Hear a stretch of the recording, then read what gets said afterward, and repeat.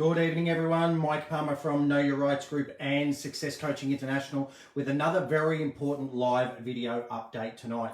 So the talk of the town, especially here in Melbourne, is this big new push for everyone to wear masks. Okay, now Dictator Dan is seriously pushing. He's telling everyone they should wear masks wherever possible. He's even telling them that they should make their own homemade masks. Okay, and they are going to be effective. Now, as I've said in other videos, just because this is going on in Melbourne right now, if you're watching this from some other state, don't think that it's not going to impact you too. Trust me, it's coming. I've explained before, Victoria is the guinea pig for the country. They see what they can get away with here, and then they spread it around the rest of the country. Now, all the indicators at the moment would suggest that New South Wales, probably by the end of this month, is going to go into similar lockdowns to what Melbourne's experiencing right now, and Queensland is probably going to hit you guys sometime in the following month. So don't wait till the inevitable happens. Be prepared. You guys are the lucky ones. You've got a couple of weeks ahead of you. But just take on board this information. And let's not forget that the whole basis for these lockdowns, the whole basis for these new restrictions is more testing. Now, again, statistics dictate that more testing means that by default you're going to come up with more positives. Whether they're correct positives or false positives, who knows? But statistically, if you keep doing hundreds of thousands of tests, obviously you're going to get more positive results. That does not in any way, shape or form correlate to more deaths though. So please keep things in perspective. Anyway, let's get back to masks, okay? Because I've been out and about over the weekend exercising my God-given right to travel freely about the planet as long as I'm not harming or hurting anyone else. And I've been out and about and I've noticed all these people wearing masks. I've seen them all in the street. I've seen them in their cars. I've seen them out in the parks. And it's got me thinking, why? Why? I can understand kind of in the shops, but why would you sit in your own car with your own family and wear a mask? What is it that you're protecting yourself from in your own car? Why would you be out in the fresh air in a park or down at the beach wearing a mask when there's really not many other people around? What are they trying to protect themselves from? What are they trying to do? Okay?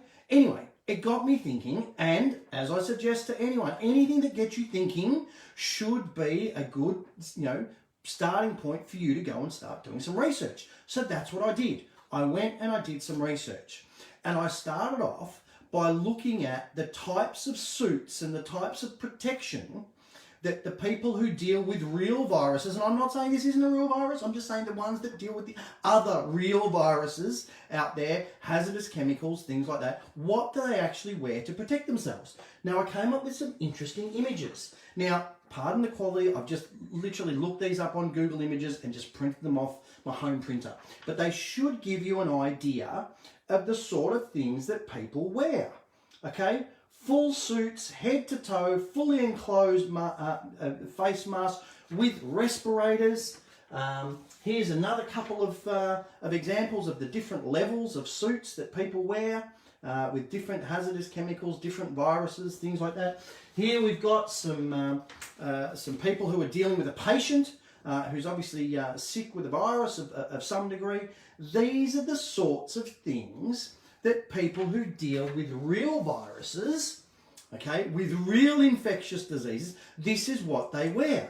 So, please, tell me, what's this going to do?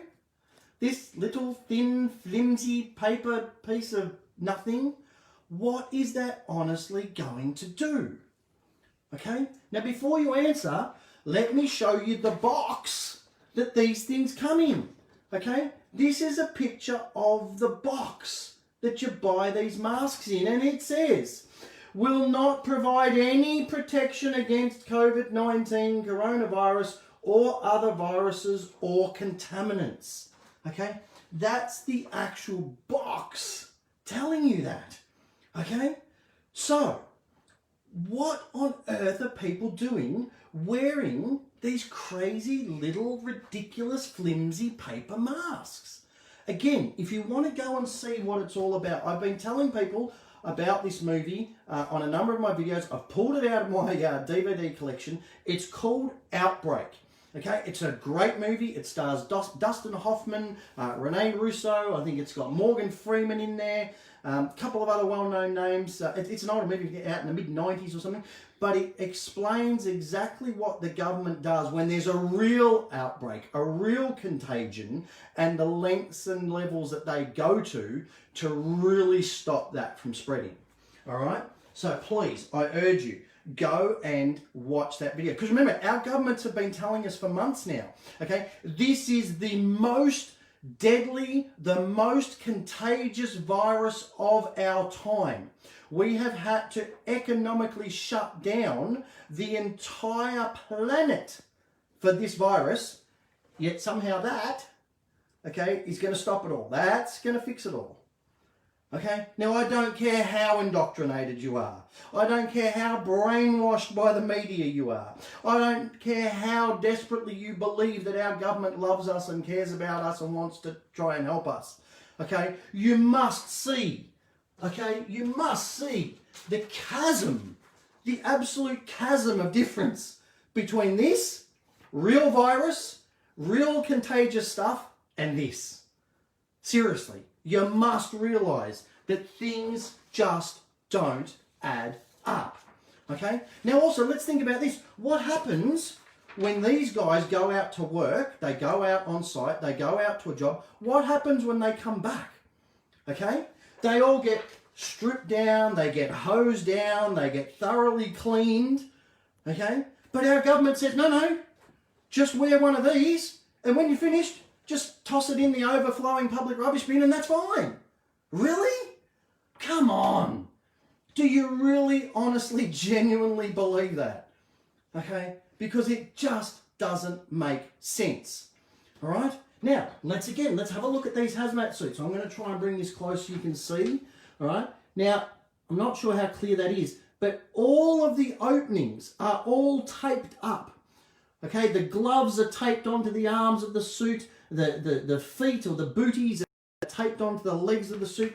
There's absolutely no way anything is getting in anywhere. Because here's the thing, with a real virus, it can enter your body through your eyes, through your nose, through your mouth, through your ears, even through the pores in your skin.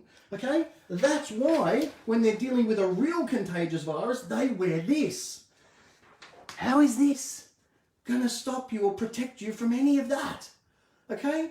Clearly it can't. What about all the people that are going about their day-to-day lives, not doing anything wrong, doing all the things that our government tells us we're allowed to do, and just going and picking up the fruits and veggies, squeezing the avocados, testing everything, just picking up boxes saying, oh, no, I don't want that, or the kids will grab the chips off the shelf. You know what goes on in a supermarket. People touch those all day, every day. How's that going to stop it if it's anywhere near as contagious as they tell you that it is? Come on, people, please think. Now, I'm not saying these things are useless. Okay, I'm not saying that at all, but let's go back and have a look. All right? Now, the box, remember, the box that these things come in tells you that they will not provide any protection. They will not provide any protection against coronavirus. Okay? That's what the manufacturers are telling you. Now, what they will do is for people who have underlying breathing conditions, such as myself, okay, have had asthma all my life, was born with it, okay, have learnt to regulate it, you know, quite well. But I tell you what, when you stick one of these on and you try and breathe through it, you can feel yourself working. You can feel your lungs working. You really have to struggle to breathe. Okay, so the people that are supposedly most vulnerable to this virus, wearing a mask is actually more likely to make them sicker. It's going to put more strain and stress on their lungs, on their breathing. Okay? So it would seem like, now, you know, I'm not a medical person, I'm just saying it would seem like, certainly to me, because I do have an underlying condition, it feels like it's making me sicker. It feels like it's actually worse for me. Okay? So I'm certainly not going to wear one. Now, there are instances where it can actually be quite useful, because if you put it on, it absolutely will reduce the spread of a sneeze or a cough. 100%, no ifs, no buts, no doubts. It will reduce the distance that a sneeze or a cough will spread. But guess what? That's only going to apply to the people that actually have the virus. Okay? And those people should be staying home. Okay? Now, yes, we are the Know Your Rights group, but we are as much about teaching people about their rights as we are about teaching people about their responsibilities. The two go hand in hand. Yes, you need to know your rights, but you also need to know and exercise your responsibilities as well. That's obvious, or it certainly should be obvious to anyone in this group and anybody watching these videos. Okay? So if you are sick, if you are feeling unwell, whether you've got the virus or you just got a common cold or whatever, stay the hell at home. Be respectful to other people. Okay? And absolutely, if you need to go out for whatever reason, definitely put one of these masks on and help spread it. But guess what? Everyone else, what's the point? Remember, the World Health Organization has come out recently and told us categorically, asymptomatic people do not spread the virus. So if you have no symptoms, it's not going to do you any good wearing a mask to save you from anything, and it's not going to save anybody else from anything. So what's the point? Okay? Seriously. Go and ask yourself. Just go to Google. Google these images. Go and read the box that these masks come in. Okay? Again, I'm not a legal or medical advisor. I'm not legally or medically trained. Okay? So I can't give you any actual advice. But what I can do is tell you if something doesn't add up to you, if something doesn't make sense to you, you should go out and research it for yourself. You should confirm, verify, and validate anything that I've said here that makes sense to you. Go and do that for yourself. Because at the moment, nothing's making sense, nothing's adding up, and the government is pushing for people to wear masks. Now, it looks like, from what I've found anyway, that that's got little to nothing to do with helping slow down the spread of the virus. So if it's not to do with that, what can it be to do with? It can only be to do with control. And here's a question to go and ask people who are out there wearing masks. How long are you going to keep wearing this for? When are you going to take it off? When your government tells you it's okay to, or when you realise it's really not doing anything anyway. Okay? Stand up, learn for yourself, and make your own informed decisions. Okay? This is, as always, the key. But be aware, this is being pushed really, really hard in Melbourne right now. Now, there's a lot of talk, they're going to issue fines or they're going to make masks mandatory. Now, let me tell you, they're not going to make them mandatory. Okay, they can't make them mandatory, but what they can do is they can make your life very difficult if you don't do what they want you to do, unless, of course, everybody does it and sends a loud, clear message. So they can send directives out to shops not to let people in if they're not wearing masks. Okay, they can say you can't fill up at a petrol station or something if you don't wear a mask. So they're not forcing you to wear a mask, but they're making your life extremely difficult, which of course is exactly what they've done with those mandatory vaccination or no jab, no pay laws. Now remember, our ebook, okay, the essential step-by-step manual for understanding and exercising your rights, chapter 9 is all about mandatory vaccinations. Now those same strategies, those same letters in that chapter can be edited and can be used against mandatory testing, mandatory mask wearing, or anything else of that ilk. Okay, so please, if you don't yet have this book, make sure you go to our website. There's a link in the description and grab a copy. Okay, and trust me, all the other chapters that are in there, you'll be blown away by the stuff that's in there that you didn't even know you didn't know. Okay, so I'm going to wind things up. And as always, I'm going to remind you that if there's anything here that clicks for you, if there's anything here that makes sense for you, please go out, get informed, do the research, get fired up, and then, of course, get proactive.